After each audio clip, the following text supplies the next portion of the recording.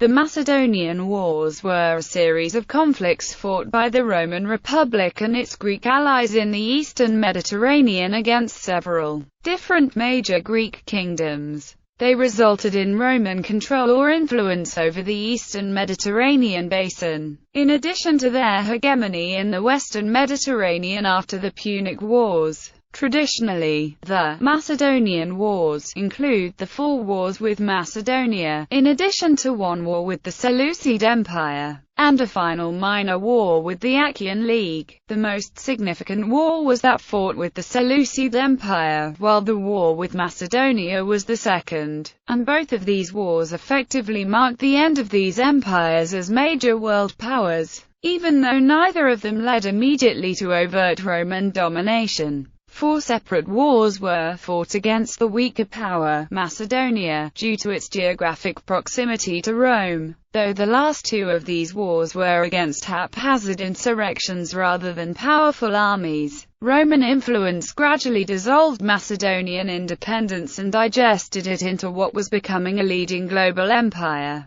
The outcome of the war with the now deteriorating Seleucid Empire was ultimately fatal to it as well, though the growing influence of Parthia and Pontus prevented any additional conflicts between it and Rome. From the close of the Macedonian Wars until the early Roman Empire, the eastern Mediterranean remained an ever-shifting network of polities with varying levels of independence from dependence on, or outright military control by, Rome. According to Polybius, who sought to trace how Rome came to dominate the Greek East in less than a century, Rome's wars with Greece were set in motion after several Greek city-states sought Roman protection against the Macedonian kingdom and Seleucid Empire, in the face of a destabilizing situation created by the weakening of Ptolemaic Egypt. In contrast to the West, the Greek East had been dominated by major empires for centuries,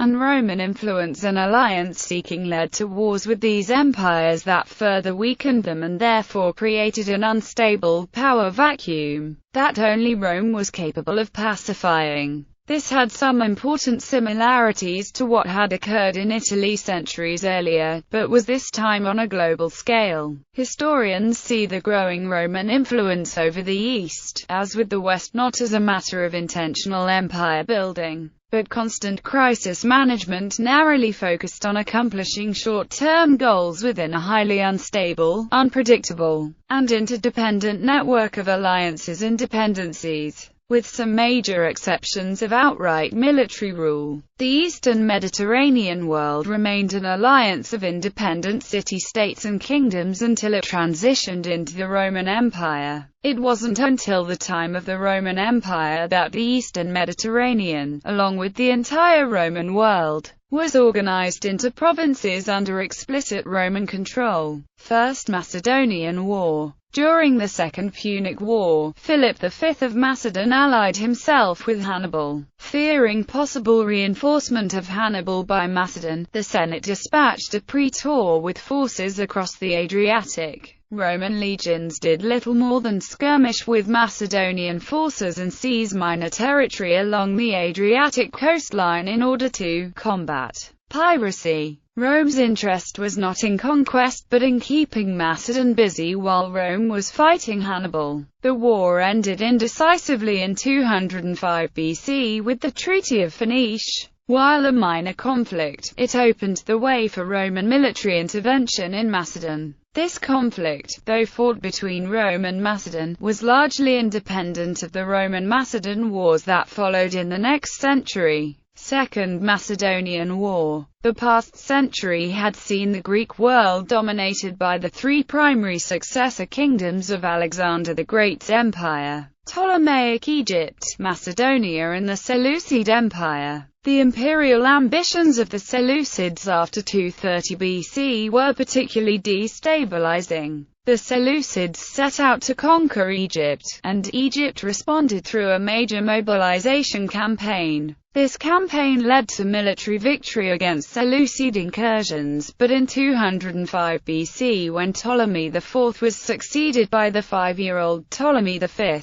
The newly armed Egyptians turned against each other. The result was a major civil war between North and South. Seeing that all of Egypt could now be conquered easily, the Macedonians and Seleucids forged an alliance to conquer and divide Egypt between themselves. This represented the most significant threat to the century-old political order that had kept the Greek world in relative stability, and in particular represented a major threat to the smaller Greek kingdoms which had remained independent. As Macedonia and the Seleucid Empire were the problem, and Egypt the cause of the problem, the only place to turn was Rome. This represented a major change, as the Greeks had recently shown little more than contempt towards Rome, and Rome little more than apathy towards Greece. Ambassadors from Pergamon and Rhodes brought evidence before the Roman Senate that Philip V of Macedon and Antiochus III of the Seleucid Empire had signed the Non-Aggression Pact. Although the exact nature of this treaty is unclear, and the exact Roman reason for getting involved despite decades of apathy towards Greece, the Greek delegation was successful. Initially, Rome didn't intend to fight a war against Macedon, but rather to intervene on their behalf diplomatically. Rome gave Philip an ultimatum that he must cease in his campaigns against Rome's new Greek allies. Doubting Rome's strength, Philip ignored the request, which surprised the Romans. Believing their honor and reputation on the line, Rome escalated the conflict by sending an army of Romans and Greek allies to force the issue, beginning the Second Macedonian War. Surprisingly, Philip's army buckled under the pressure from the Roman-Greek army. Roman troops led by then-consul Titus Quinctius Flamininus reached the plain of Thessaly by 198 BC. In 197 BC the Romans decisively defeated Philip at the Battle of Cynoscephalae, and he sued for peace. In the resulting Treaty of Tempe, Philip V was forbidden from interfering with affairs outside his borders, and was required to relinquish his recent Greek conquests. At the Olympiad in 196 BC, Rome proclaimed the freedom of the Greeks, which constituted Rome's new policy towards Greece. This was that Greece was now stable and Rome could completely remove itself from Greek affairs without risking more instability.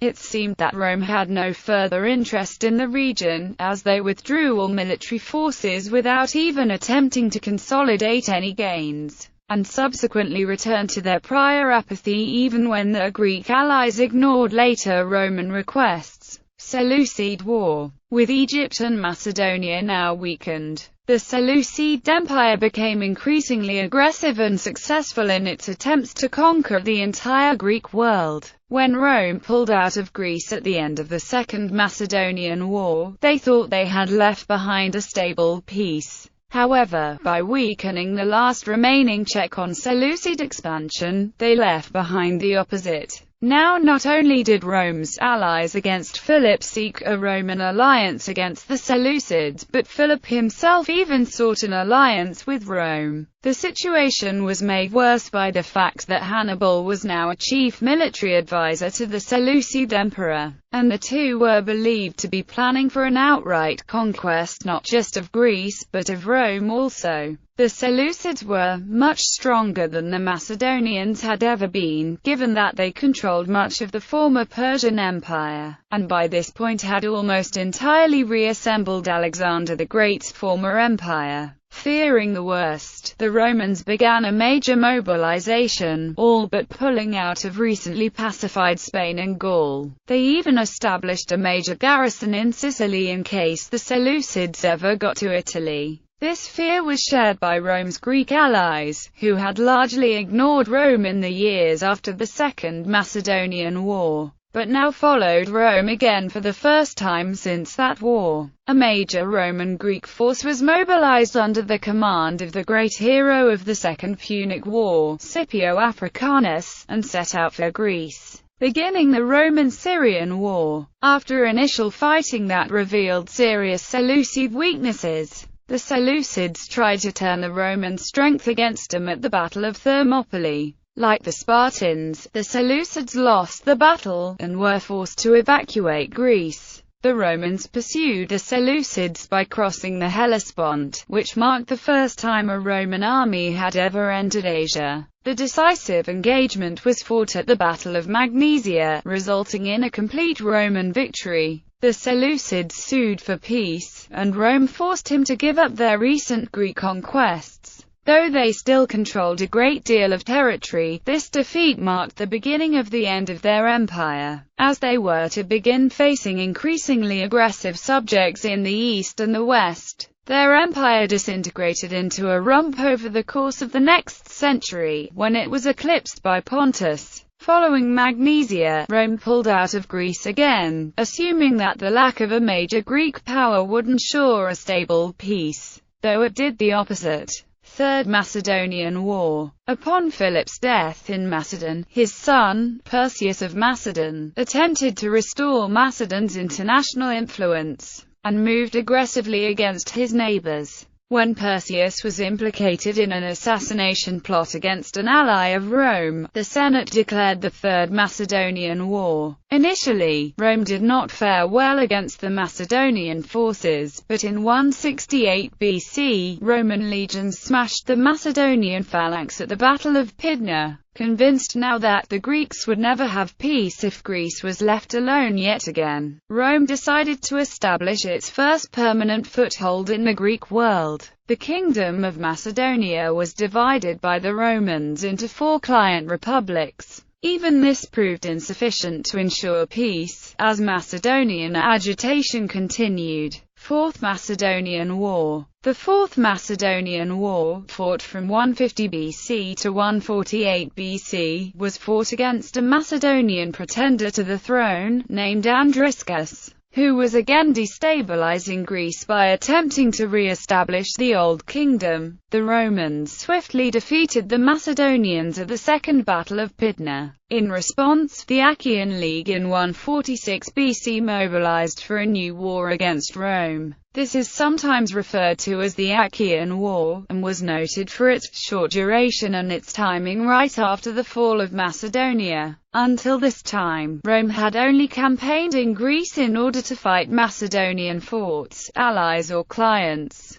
Rome's military supremacy was well established, having defeated Macedonia and its vaunted phalanx already on 3 occasions, and defeating superior numbers against the Seleucids in Asia. The Achaean leaders almost certainly knew that this declaration of war against Rome was hopeless. As Rome had triumphed against far stronger and larger opponents, the Roman legion having proved its supremacy over the Macedonian phalanx. Polybius blames the demagogues of the cities of the League for inspiring the population into a suicidal war. Nationalist stirrings and the idea of triumphing against superior odds motivated the League into this rash decision. The Achaean League was swiftly defeated, and, as an object lesson, Rome utterly destroyed the city of Corinth in 146 BC, the same year that Carthage was destroyed. After nearly a century of constant crisis management in Greece, which always led back to internal instability and war when Rome pulled out, Rome decided to divide Macedonia into 2 new Roman provinces, Achaea and Epirus.